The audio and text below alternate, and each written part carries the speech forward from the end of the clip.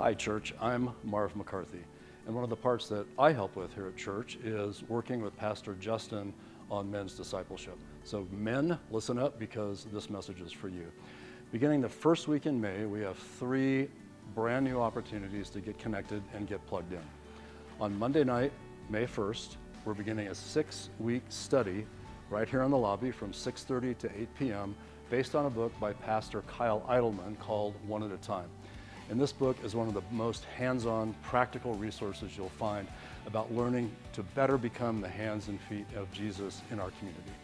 Second, on Thursday, May 4th, also at 6:30 p.m. right here in the lobby, we'll be starting a video/workbook series by Pastor Chip Ingram called The Real God, which is an in-depth look at the attributes of God.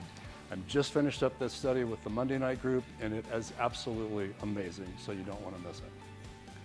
And third, on Saturday morning, May the 6th, from 9:30 to 11, also right here, we will be having our first monthly men's gathering. And so Charlie Mead is bringing his Pirates Galley taco truck, so we'll have a great breakfast, some good connection and fellowship time, and we'll be laying out some of the vision that we have for men's discipleship over the next couple of years here at church. So guys, if your wife has been nudging you in the ribs during this video, get with it and get connected. And I hope that we'll see you at one of those 3 opportunities to plug in.